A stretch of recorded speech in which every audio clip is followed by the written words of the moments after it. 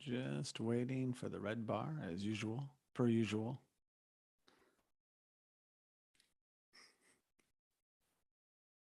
Should be live.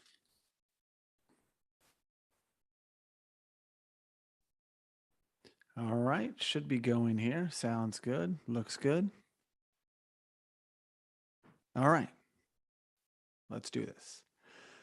Welcome to Just Curious Media. This is Let's Talk Movies, and I'm Jason Connell. On the show today, I'm talking about Heaven Can Wait, the 1978 classic.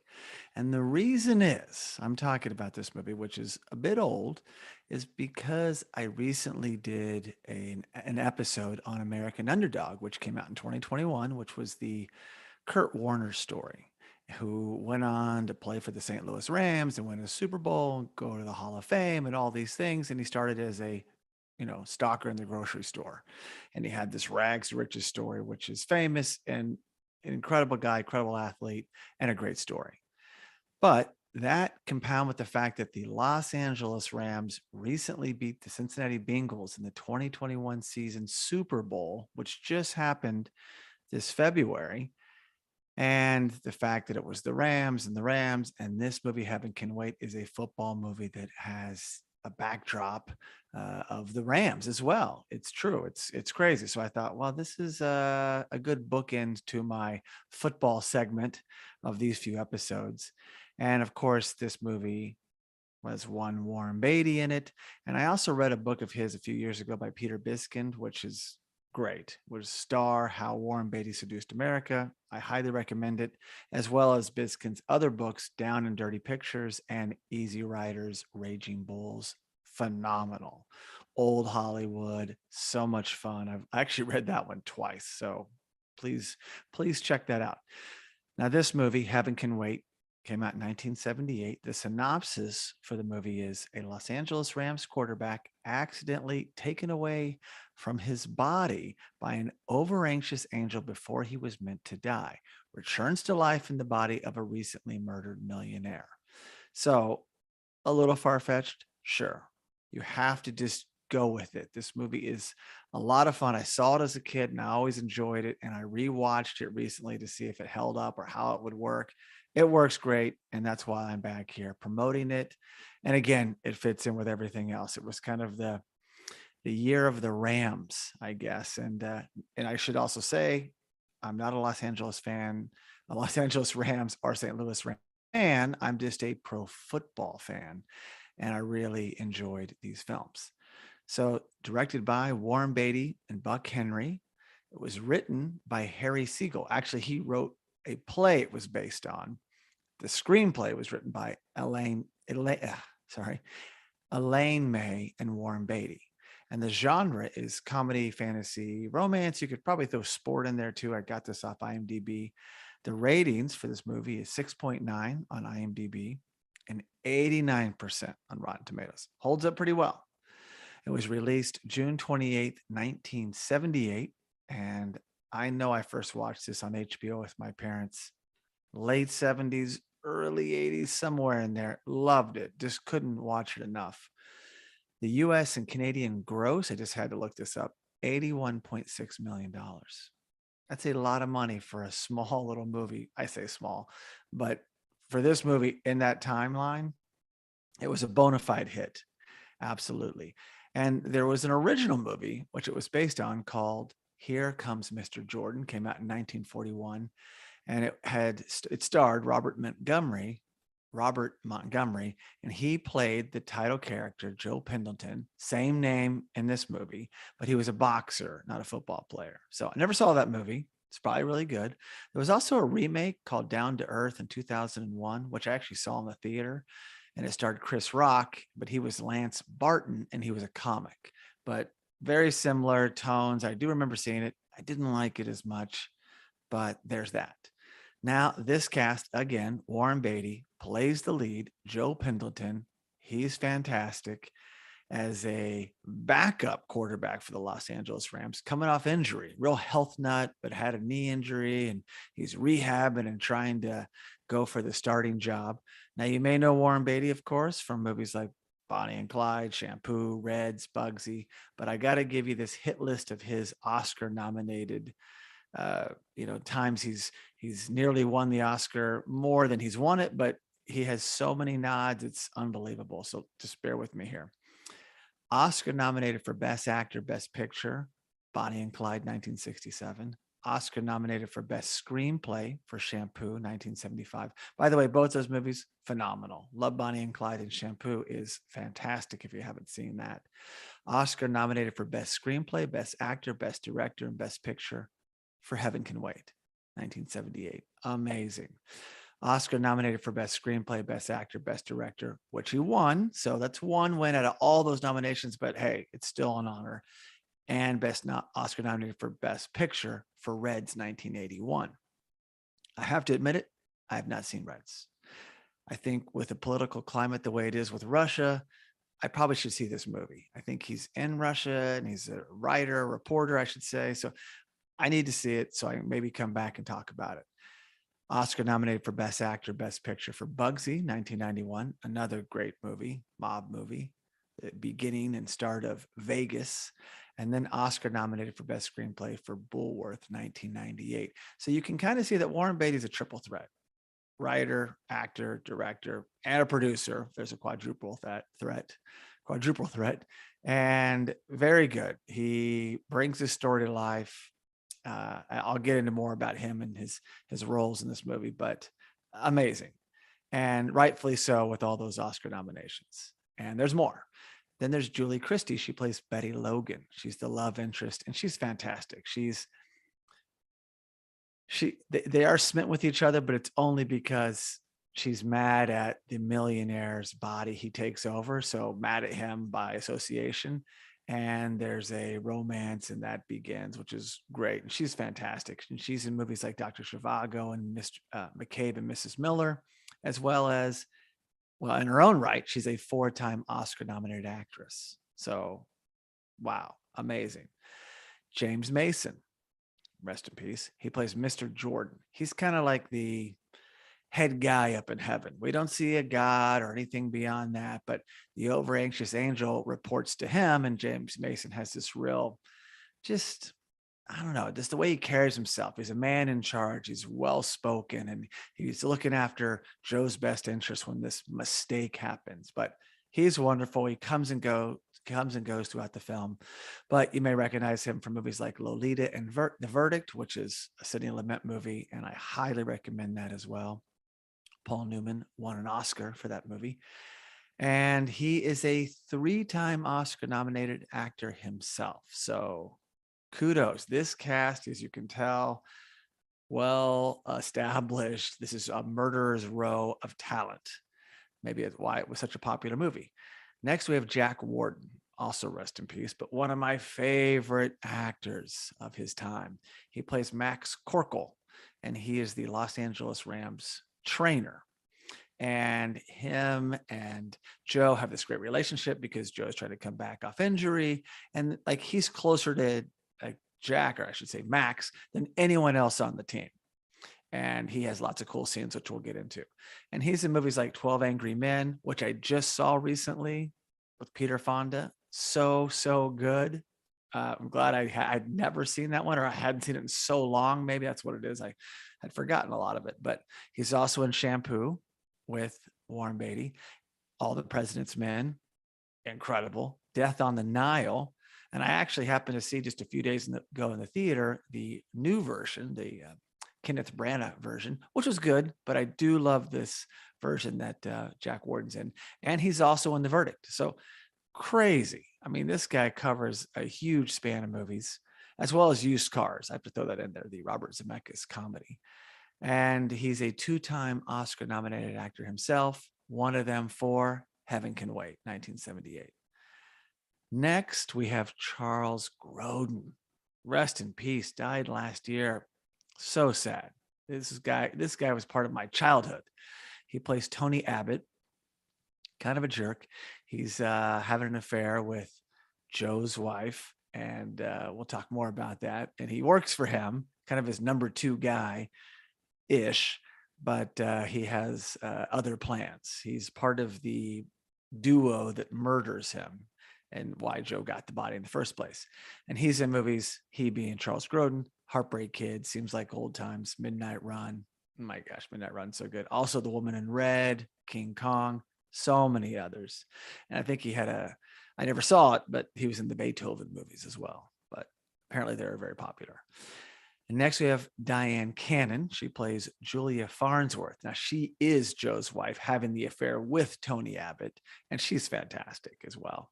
And she's in movies like Bob and Carol and Ted and Alice and Arthur, which I really enjoyed with Al Pacino. And she is a 2-time Oscar-nominated actress, and one of those for Heaven Can Wait, 1978. Next, we have Buck Henry, also rest in peace. And he plays the escort. So he's the overanxious angel that makes the mistake. And he's fantastic. And he's in movies like The Player and Shortcuts, two of my favorite Robert Altman films. And he not Oscar nominated for acting, but he's Oscar nominated for Best Screenplay for The Graduate, 1967, and Best Director, shared with Warren Beatty for Heaven Can Wait, 1978. And there's more. The additional Oscar nominations were Best Cinematography, Best Music, and Best Art Direction, Set Direction, which it actually won. So, wow. I never knew all of this when I saw the movie. I just liked the movie. So I figured I had to share that. Now, we're not going to do a beat by beat breakdown, but I will go through the scenes, kind of the quick beats. We're not going to have this long discussion by myself, but essentially, like I said earlier, Joe Pendleton is a backup quarterback coming off injury. He's riding his bike one day through a tunnel, looks like Griffith Park, and the angel intervenes because 2 cars are coming through, and he's on a bicycle, and it's dark in there, and it just looks bad. And you hear like a brrr, like there is an accident, but he didn't die. His quick reflexes, being an athlete, avoided it or would have avoided it, but he was, pulled away and put up in heaven. And they thought he was going to be dead. Turns out he was supposed to live until 10:17 a.m. on March 20th, 2025, which hasn't even happened yet. So he was going to live a long life. But what happened is by the time they found this out, the body had been cremated. So the team had to find him a new body. And he's an athlete, and all he cares about is getting back on the football field with the Rams and making a run to the Super Bowl, and also becoming the starting quarterback. So he can't just be in any Joe Blow. He has to be in someone either in shape or an athlete or someone he could work with to get in shape. And, when I see this movie now, it's like, that would have been huge news in the NFL. Right? I mean, the only time I can think of this in recent memory is when my beloved Washington Redskins, who were then the Washington football team and who are recently now titled the Washington Commanders, we lost Sean Taylor to a tragic accident in the middle of the season. It was an off week, bye week. He had gone home to Miami, somewhere in Florida, I thought Miami, and was shot in his own home in the leg and bled to death by some people trying to rob them. And he was with his family, trying to protect them. And it was tragic. Sean Taylor was an incredible player and person, and probably on his way to an incredible career. He already was leading our team. He was an incredible safety, but it was tragic. I mean, it shook the whole foundation of the NFL and our team and Joe Gibbs, our coach. And so, yeah, this would have been big news. Now, he was a backup quarterback, but still, this doesn't happen that often in the NFL in the middle of the season. So Farnsworth is killed. He's drugged in his bath by his wife and her lover.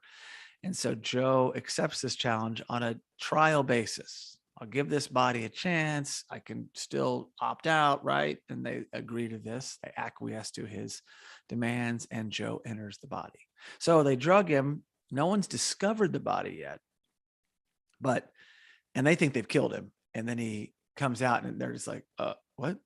Grodin and Diane Cannon, Tony and Julia.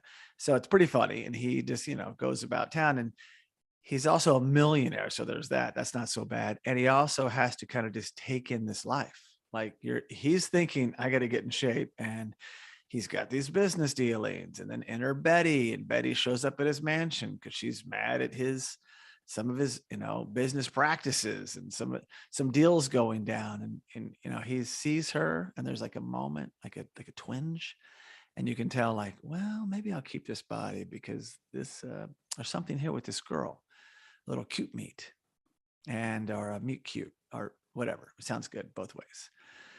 So now his wife and Tony are shocked because they thought they had offed him, and he is ambivalent. He doesn't really care about their relationship, and they're like, "Whoa, we don't have to sneak around anymore." So that's happening, and then Joe is off in business trying to get in football shape. So he recruits Max from the Rams because he's a millionaire. Hey, come over. I need you to come to the mansion, set me up with some weights. I got to get in shape. And I don't know how this is that disbelief of this movie, but Max recognizes Joe inside Farnsworth somehow. Now, I should also point out that Warren Beatty is always the guy. He's too much of a narcissist, I would say. And he's Warren Beatty, and I can't blame him. But so when you're these other people, it's just always Warren Beatty. So if it's Joe, Warren Beatty, Farnsworth, Warren Beatty, and we'll get into who else he becomes. But Max sees something. Now, Joe had just died, but he comes to the house, sets him up with some weights, and he's like, wait a second, maybe it's something he says, and playing, an instrument, but there's a rapport there, and he picks up on it, and which is kind of cool, because they have that bond. And he gets him in shape.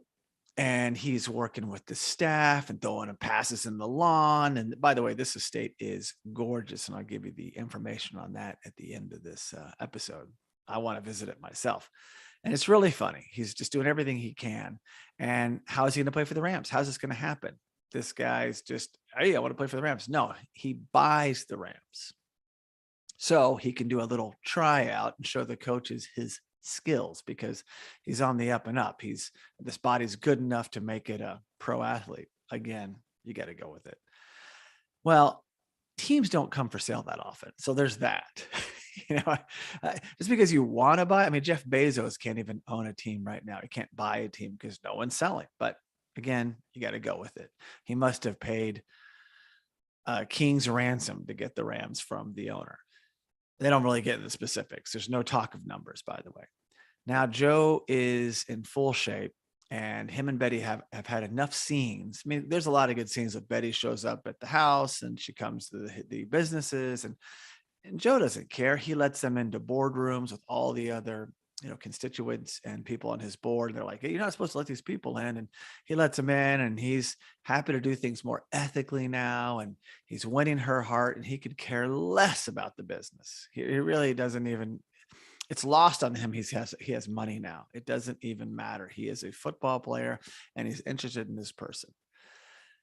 So, and oh, by the way, this whole time, he wants to get in the Super Bowl. And again, that doesn't happen that often, but the Rams happen to be having a really good season despite losing their backup quarterback. And that's kind of going on in the background. And they're working towards that, which is, again, very serendipitous for this movie. But, so now the Rams, they're headed to the Super Bowl. So every once in a while, there'll be like a cut to a screen, and you see Bryant Gumbel, of all people, like sportscaster. And it's crazy seeing him then, like back in the day.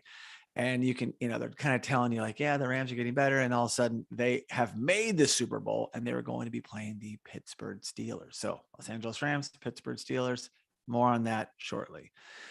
So what happens? Everything's going great. What could go wrong? Well, Julia and Tony strike again.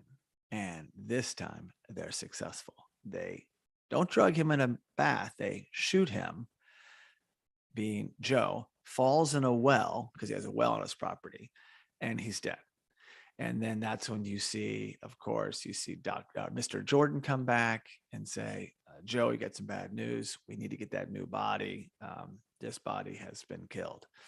And there's no resurrecting the body this time, which is weird. I guess I've never really thought about that before, because the body was killed. He got the body. Oh, I guess if he stayed in the body, he would be dead. So essentially that would happen. Then since this was a trial basis, he can opt out. He doesn't have to accept this new, I mean, what a short life, a week or two, or maybe a month. So they're sitting around at the house. Super Bowl is on, which is, that's happening. Max happens to be there. And then he starts driving back to the Super Bowl. And then all of a sudden, in the game itself, the starting quarterback, Tom Jarrett, is killed. I know. This is okay. It's a little too much. He's hit hard. He's rocked hard. And you hear it like on the radio. They're kind of cutting all over at the house. You're seeing Joe watch the game, and Max is driving back to, the Super Bowl, and he's playing the radio. And Tom Jarrett is sacked or hit really hard and taken off in a stretcher, right? But only people that know he's dead is Mr. Jordan. And they say, Joe, this is your chance. This is your body. Well, Joe jumps at the chance because here's a pro athlete, just happens to be playing for the Rams, and he can take over. And he does. And so Jarrett gets to the sidelines. No one knows he's dead. He's in a stretcher. And then he springs to life because Joe has entered his body. And he comes in and he leads the Rams to victory in overtime. And it's crazy.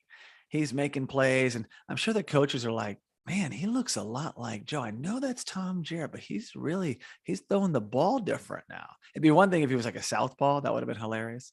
But anyway, he throws this one pass. The receiver fumbles it. And then Joe picks it up and scrambles like 50 yards for a touchdown. They win in overtime. Rams win. Joe gets his wish. And so basically they get done. They're in the locker room and Max shows up, right? Shows up and he recognizes something in Joe again. So this is the second time he's like, which is weird as well, because I understand he saw it the first time because Joe dies and he meets this Farnsworth character. But this time, I don't know how he spotted it, but the difference being this: Joe's memory was wiped out. Unlike when he was Farnsworth, it wasn't wiped out. Trial basis. He could come and go. He knew everything. He knew Mr. Jordan. He knew the escort. Now it's wiped out. He is now this guy, Tom Jarrett. He doesn't even remember being Joe. He's always been Tom Jarrett. So when Max looks at him and says, Joe, is that you in there? He doesn't know what he's talking about. He's like, what are you talking about? What are you talking about? We won the Super Bowl. So, Max gives up on that.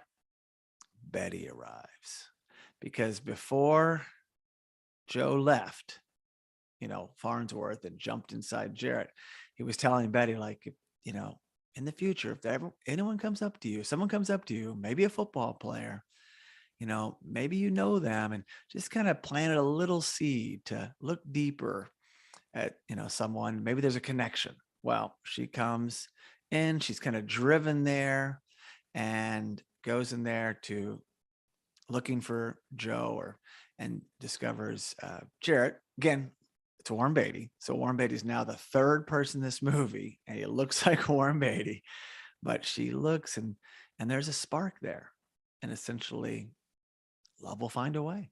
And they leave the locker room and they're going to go, I think, have a cup of coffee. But we assume and know that they are meant to be together.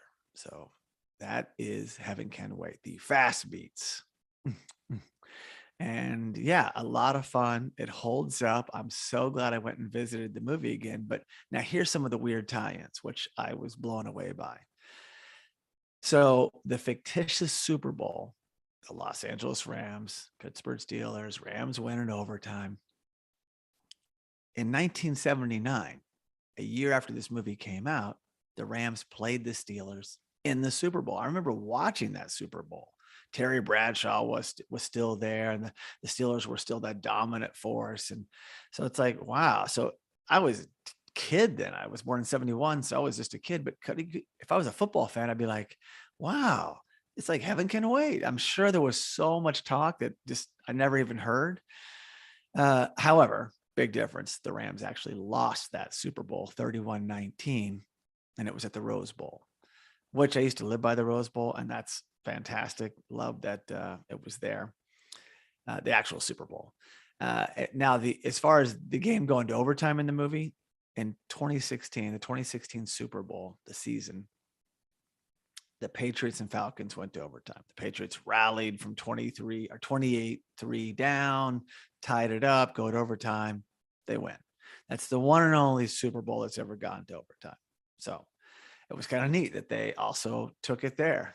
It took that many years later to have one. We've come close.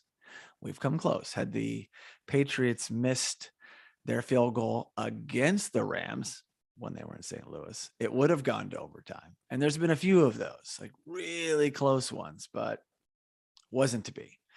And this was the only one. So now, the footage for this fictitious Super Bowl was filmed at the halftime of the Rams-Chargers preseason game at the Los Angeles Memorial Coliseum on September 1st, 1977. And now, years later, the Rams, who left Los Angeles to go to St. Louis for that stint, well, the Kurt Warner years and many other years, and became the greatest show on turf, they came back to Los Angeles the same year the Chargers came to town, and they both are in Los Angeles, and they share the SoFi Stadium. Although the Rams own it, and they lease it to the Chargers, their time there, or they're like a tenant. Now, I should also point out, not to get too far in the weeds, the San Diego Chargers, that's where they were. They actually started in Los Angeles their first year and then moved to San Diego for like 99% of their existence, less now. And so weird. I mean, all these weird things and coincidences. Now, the film has the Rams playing in the Super Bowl in their home stadium. Also way ahead of their time, heaven can wait.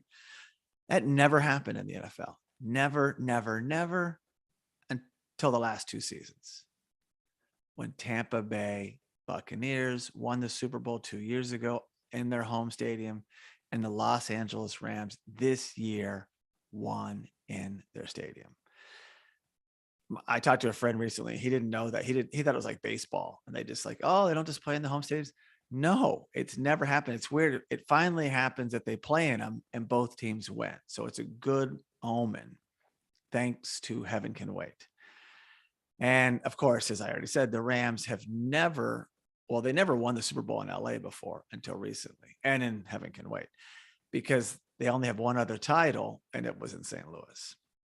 And they also lost one in St. Louis, and they lost one in Los Angeles to the Steelers back in the day.